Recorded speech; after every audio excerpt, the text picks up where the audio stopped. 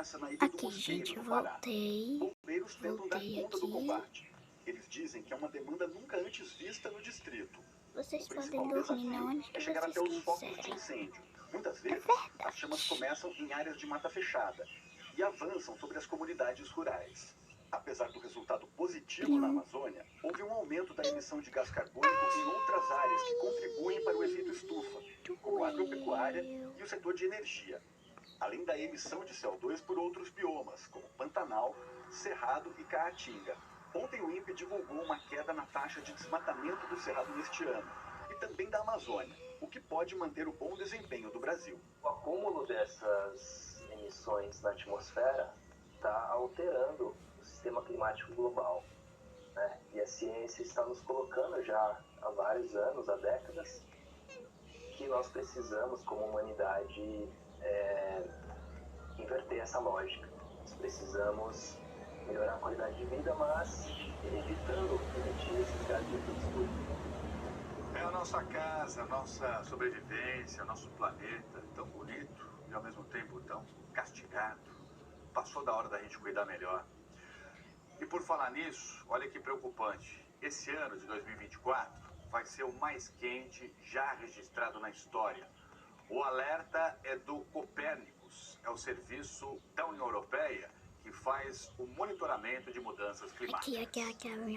2024, o ano que pode ser mais quente da Terra desde que as temperaturas passaram a ser medidas, ainda não acabou. Pela primeira vez, o planeta pode fechar um ano com a temperatura média 1,5 grau acima do período pré-industrial, quando as nações industrializadas começaram a explorar combustíveis fósseis em larga escala.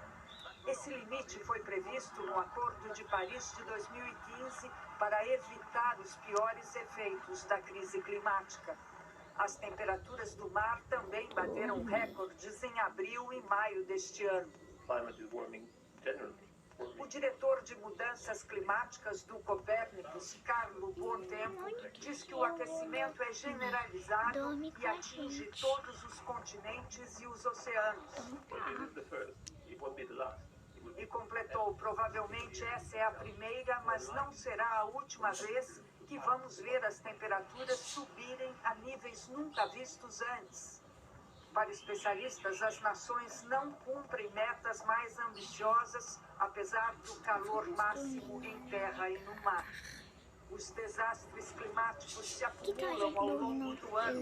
Enchentes recordes na Espanha, queimadas na Amazônia. Até o final do século, sem uma ação climática agressiva, estima-se que o aquecimento global atinja os 2,8 graus. Quase metade da população mundial é altamente vulnerável aos impactos das alterações climáticas, inundações, calor, secas, incêndios florestais e tempestades. O mundo fala das mudanças climáticas, mas não o necessário ou o suficiente, apesar dos encontros mundiais sobre o assunto.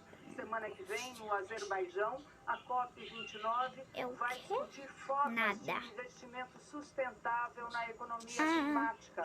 A cidade que vai sediar o evento, a capital, Baku, está sob risco. Situada a 28 metros abaixo do nível do mar, é a cidade mais baixa do mundo. A volta de Donald Trump para a Casa Branca vai ser no dia 20 de janeiro. Até lá, portanto, ele vai ter um período aí de transição de 75 dias para formar sua equipe de governo. Trump já adiantou que vai ser uma equipe bem diferente da outra, do primeiro mandato dele. Vamos conversar sobre isso com o nosso correspondente Felipe Coalho, que está na Flórida, residência de Donald Trump. Felipe, bem-vindo, boa tarde. Ele está descansando ou já está trabalhando? Está trabalhando, é o que diz a campanha, viu, Trari? Boa tarde para você, boa tarde a todos. A equipe de transição de Donald Trump começou a trabalhar ontem mesmo aqui em Palm Beach. Eles estão no escritório que antes funcionava como a sede da campanha. O presidente eleito passou o dia de ontem, está passando o dia de hoje em reuniões para definir quem serão os chefes da equipe de transição. Até o dia da posse, Trump tem que preencher cerca de 4.000 cargos governamentais. Isso inclui os secretários, que aqui é o equivalente dos ministros do Brasil. Desse total, 1.200 nomes designados por Trump precisam da aprovação do Senado, o que não deve ser um problema, já que o partido de Trump, o republicano, conquistou a maioria da casa nessas eleições. O presidente Joe Biden convidou Donald Trump para visitá-lo na Casa Branca nos próximos dias. Biden garantiu que haverá uma transição tranquila de poder. No dia 26 de novembro, a Justiça de Nova York deve anunciar a sentença de Donald Trump. Em maio, ele foi considerado culpado pelo crime de fraude contábil naquele episódio da compra de silêncio de uma ex-atriz pornô durante a campanha presidencial de 2016 para que ela não revelasse um caso entre os dois. Trump é o primeiro presidente americano eleito que já foi condenado pela justiça, mas essa condenação não afastou os eleitores. Nessa eleição, Donald Trump conquistou mais votos em dois grupos que historicamente votam em peso nos democratas. Aqui, o espanhol domina o inglês. Esse é Starr County, o condado mais hispânico dos Estados Unidos. Fica no sul do Texas e faz fronteira com o México. São 66 mil moradores. 97% vieram de algum país de língua espanhola. Essa semana, Starr County virou notícia. Pela primeira vez em 128 anos, o condado não elegeu o candidato democrata à presidência. Patrício diz que os democratas se precipitaram em dar como garantido o voto dos latinos e explica por que votou em Donald Trump. Quando Trump era presidente, uma farrita custava menos de $3. Agora chega a 11. No churrasco, a única coisa que dá pra fazer é frango. The barbecues was nothing but chicken. A preocupação com a economia e a imigração foram os principais fatores para que eleitores que geralmente votam em candidatos democratas votassem em Trump nessa eleição. O resultado em Starr County é um reflexo do que aconteceu em outras partes do país. Donald Trump recebeu os votos de 46% da comunidade hispânica nos Estados Unidos. Foi o melhor resultado já conquistado por um candidato do partido dele. Entre os latinos, especificamente, Donald Trump aumentou o número de votos em relação à eleição passada. Este ano, 42% votaram nele. 4 anos atrás, essa porcentagem foi bem menor, 35%. Esse ganho em relação à última eleição foi ainda maior quando se consideram apenas os homens latinos. 47% preferiram Trump este ano. Esse não foi o único grupo em que Trump conquistou eleitores com tradição em eleger candidatos democratas. Ele também se saiu melhor este ano entre os eleitores negros. 16% votaram nele. Na última eleição foram apenas 8%. E mais uma vez, se considerarmos apenas os homens nesse grupo, a porcentagem que votou em Trump é ainda maior, 24%. Maria Teresa e Ulisses emigraram de Cuba para os Estados Unidos décadas atrás. O casal também votou em Trump por causa das promessas do republicano para baixar o custo de vida. O resultado dessa eleição é um grande toque de despertar para todos. Mostra que a comunidade latina é uma minoria, mas é uma minoria muito forte. Você já viu aqui com a gente que nos Estados Unidos, cada um dos 50 estados tem a sua dinâmica de eleições, especialmente de apuração. Então, a apuração das eleições ainda não terminou por lá. Vamos juntos então aqui, dar uma olhadinha no nosso mapa da apuração. Eu sempre gosto de trazer para você aqui no nosso telão. Olha que maravilha. Então o que nós temos aqui é o seguinte, e vamos para a barrinha lá de baixo, que ela tem uma grande importância. 84% das urnas apuradas, abertas, dos votos contabilizados. Você vê que o presidente eleito Donald Trump já conquistou 295 delegados nos colégios eleitorais e quase 51% dos votos válidos. A gente está falando aí de quase 5 milhões de votos a mais que a rival democrata Kamala Harris. O mapa dos Estados Unidos está bem pintado de vermelho, que é a cor, portanto, do Partido Republicano. Quase 30 estados conquistados até aqui. E só em 2 que a apuração ainda não terminou. Esses 2 em rosa. Vou mostrar aqui, ó. Gente, fiz que Nevada, esse mini tá aqui vendo? roxo Mesmo é assim, o o republicano catnap. vai levando a melhor Que não tem no a cara estado do de Nevada. catnap. E mais aqui abaixo, nós temos o Arizona. O Arizona tem 11 delegados com 69%, nem 70% das urnas apuradas ainda. E Donald Trump também está à frente de Kamala Harris. Tudo indica que ele vai faturar esses 2 estados também e eles vão sair da cor rosa para a cor vermelha do Partido Republicano. Claro que à medida que a apuração for avançando. Vamos dar uma olhada também como é que está o Congresso Nacional. No Congresso, o Partido Republicano também está levando a melhor. Senado aqui para você. Republicanos já são maioria, conquistando 52 das 100 cadeiras. E na Câmara, eles estão quase lá. Olha aqui comigo, ó.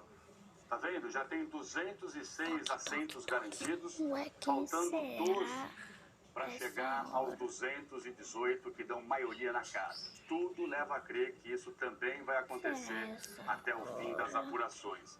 Então, a partir do momento que Câmara e Senado estiverem ambos em poder do Partido Republicano, a vida de Donald Trump, em tese, vai ficar mais fácil quando ele assumir, portanto, o governo em janeiro. Vai conseguir passar nas casas com mais facilidade suas propostas, projetos de lei, enfim. Tudo leva a crer que Donald Trump vai ter uma vida mais fácil para conseguir administrar, vai ter mais poder para a administração dos Estados Unidos. Certo? Então a apuração continua. Se tiver alguma grande novidade, eu trago aqui para você. Deve continuar do jeito que está, pelo menos por hora. A eleição de Donald Trump nos Estados Unidos, ela mexe com as estruturas da política externa global. A manifestação da China era muito aguardada.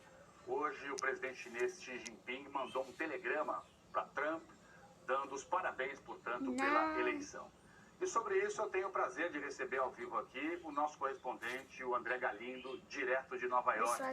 André, boa tarde, bem-vindo. Como é que está a repercussão, portanto? Ô, Trali, boa tarde para você, para quem nos acompanha no hoje, uma das autoridades, né, de quem mais se esperava, se aguardava essa mensagem, enfim, se manifestou o presidente da China, o Xi Jinping, uma autoridade muito importante. Ele mandou um telegrama para Trump dando os parabéns pela eleição e pedindo que China e Estados Unidos encontrem a maneira certa de conviver suas diferenças pelo diálogo. O presidente chinês destacou que a história ensinou que China e Estados Unidos ganham com a cooperação e perdem com o confronto. Ainda falou que a comunidade internacional espera uma coexistência pacífica entre as duas potências. Já na Rússia, o porta-voz do Kremlin, o Dmitry Peskov, disse que o país não esqueceu da promessa de Trump de resolver a crise na Ucrânia. Ele reforçou que não é um problema que tenha uma solução fácil, que se resolva da noite para o dia, mas que pelo menos Donald Trump prometeu olhar pela paz e não pela continuação da guerra. O Kremlin não descarta um contato entre Vladimir Putin e Donald Trump antes da posse prevista para 20 de janeiro de 2025. E Trali, líderes europeus se reuniram hoje em Budapeste e reforçaram que trabalharão com a administração Trump, apesar das diferenças políticas. A vitória de Trump promete representar um grande desafio também para a Europa. Trali. Valeu, André. Obrigado, André. Um forte abraço, um ótimo trabalho aí para você nos Estados Unidos. O presidente americano Joe Biden fez um discurso agora há pouco para a nação, depois da eleição do oponente Donald Trump. E ele prometeu trabalhar para uma transição pacífica de poder. Tenho o prazer de receber ao vivo Candice Carvalho, direto de Washington, na capital, portanto, americana do poder, e com os detalhes aqui pra gente. Candice, o que foi que falou o presidente Biden? Nastrali, boa tarde a você, boa tarde a todos. O presidente Joe Biden falou há pouco da Casa Branca, foi um discurso curto de menos de 10 minutos. Ele disse que numa democracia o voto e a vontade da população sempre vão prevalecer. Ele orientou a equipe dele, destacou isso também, a trabalhar junto com a equipe de Donald Trump para uma transição pacífica de poder. Falou também sobre Kamala Harris, a vice-presidente Kamala Harris, disse que ela Tchau, fez gente. uma Daqui a pouco eu campanha volto.